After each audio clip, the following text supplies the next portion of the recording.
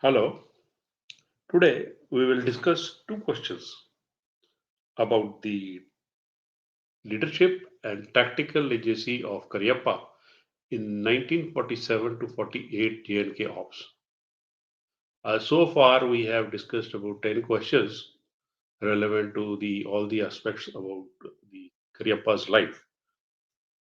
So we move on to the first question. Analyze the tactical innovations employed by Cariappa during his command in Northwest Frontier Province. How did these experiences influence his conduct during 1947 Kashmir conflict?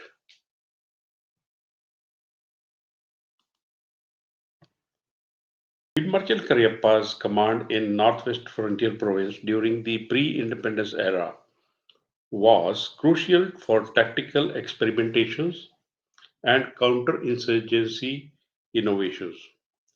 His experiences battling tribal guerrillas in that volatile terrain shaped not just his battlefield tactics but also the leadership styles, the insights that he later applied effectively during the 1947-48 J&K conflict.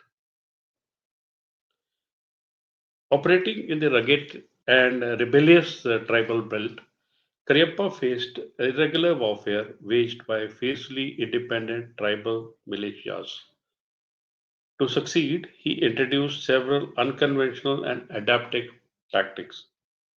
First one was unpredictable convoy movement. Now, this innovation was abandoning the routine patrol patterns. Road opening days and timings were randomized to avoid ambushes. What impact it had was it reduced the predictability and increased the convoy safety. Then was the fortification of logistics.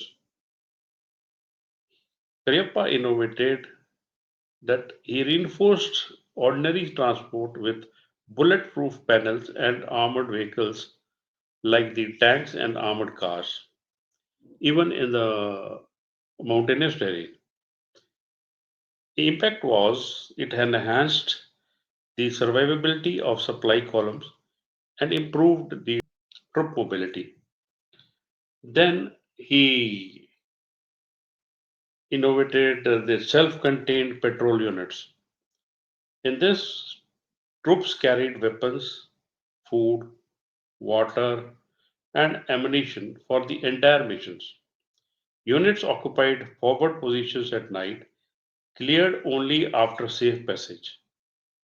Now, this eliminated dependence on the vulnerable supply lines during the operations. Then was the nighttime offensives and the surprise tactics. In this, he exploited darkness to conduct night patrols, a tactical rare expected from the conventional troops. By doing this, he gained psychological and tactical edge over the insurgents who avoided close combat in the dark. Next was the physical domination of the tactical heights. What Cariappa did was he secured high grounds overlooking the key routes for continuous surveillance and fire control. This reduced the tribal mobility, restored control over the supply corridors. In the hearts and minds strategy, he dug wells for the tribal villages, respected local customs, treated tribal elders with dignity.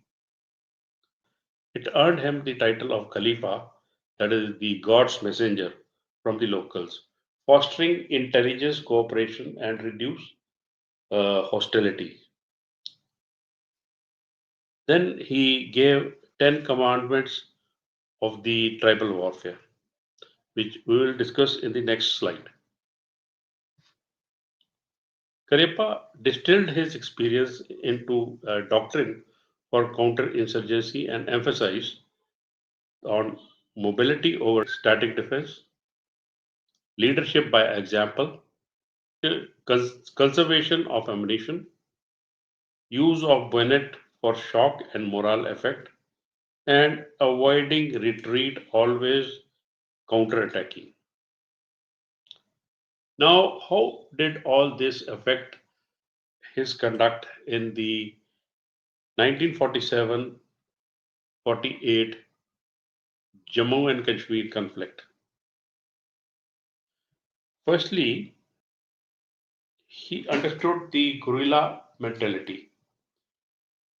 Northwest Frontier Province taught him the irregulars exploit hesitation. In Jammu and Kashmir, he countered insurgent style raids with swift mobility and aggression, and rather than static defenses. Rapid force mobilization. His NWFP experience with logistics and the dispersed operations enabled him to plan the airlift of troops to Srinagar despite limited resources. Use of armor in harsh terrain. Learning from the armored operations in the tribal terrain, Cariappa used armored columns in Zojila and Shalatang, surprising the enemy in supposedly impassable areas. Psychological warfare. Just as he had demoralized the tribesmen with boldness, he outflanked and outpaced the Pakistani raiders, breaking their morale in battles like Shalatang. Building local support. Applying his hearts and minds policy, he ensured that the civil population in Kashmir was not alienated even amid the conflict and dislocations. So, to conclude, we can say Cariappa's NWF tenure was a training ground for leadership in asymmetric warfare. Decades before the term became fashionable, his adaptive thinking, innovation in troop mobility, and focus on morale and surprise enabled him to stabilize Kashmir militarily and institutionalized a more agile and terrain conscious Indian military doctrine. In sum, Northwest Frontier Province hardened Cariappa as a tactician, and that experience saved the valley. Now, moving on to the next question, discuss how Cariappa maintained troop morale and command cohesion during 1947-48 war, despite several resource shortages, political ambiguity, and challenging terrain. What leadership traits stood out? During 1947-48 J&K conflict, Field Marshal Cariappa faced a convergence of nearly impossible challenges. There was a fragmented army post partition, hostile terrain, of course, was there, the political hesitation, and a brutal winter war. Yet, he succeeded in not only holding ground but also inspiring and unifying a battered force. His ability to maintain troop morale and country command cohesion under such adversity speaks volumes about his extraordinary leadership qualities. Now, how Cariappa maintained morale and cohesion? Some of the points are discussed on this slide. Leading from the front, Cariappa was known for his to visit to the forward areas, even under fire, to personally interact with the troops.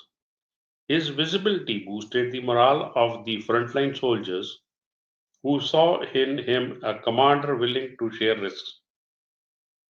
He said, there is nothing degrading in an officer doing himself what he calls upon his men to do.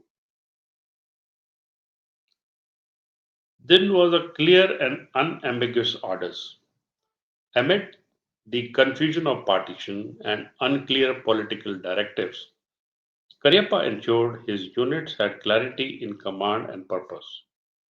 His no nonsense style cut through the bureaucracy, giving soldiers confidence in their chain of command. Then was the respect across the ranks.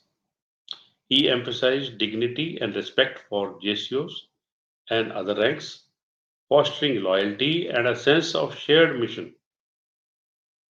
Separate messes for JCOs, improved amenities, and professional recognition were introduced even during the active combat. Integration and national identity. In a deeply communalized post partition context, Cariappa's insistence on secularism and unity in armed forces helped heal rifts. He openly pushed for all India, all class regiments, reinforcing a sense of Indian identity over religious or regional loyalties. Operational boldness. Operations like the airlift to Srinagar, the recapture of Zojila using tanks in impossible terrain, and the successful defense of Leh and Dras were high risk moves, but they inspired confidence and awe among troops. Welfare without weakness. While he took steps to improve the soldiers' welfare, like the canteen, medical support, organized rotations, he never compromised on discipline. Cariappa's mantra was look after their welfare, but do not soften them. So, in all this, the leadership qualities that stood out and the traits which manifested in 1947-48 war was personal courage. He was visiting war zones, standing firm despite political pressure, integrity. He refused favoritism, demanding fairness in the promotions and conduct, clarity of vision, advocated swift, strong military actions when political leadership wavered, adaptability, used tracks in the mountain passes, high, embraced air mobility operations, morale, building interaction with the troops, boosting pride in service, secularism and unity, promoting an Indian first attitude, resisted politicization and communalization. So, to conclude, we can say Cariappa's leadership during the 1947-48 war was defined by grit, humanity, and clarity. He wasn't just a tactician, he was a nation builder in uniform. Despite dire conditions, he transformed a traditional army into cohesive, battle ready force, laying the foundations for the professional Indian army we know today. So, we have come to the end of discussing Cariappa. I again suggest you to see the video biography 1 and biography 2 by us. Uh, by and large, we have finished the military history syllabus, most of it. Only thing is, you have to see the earlier videos also.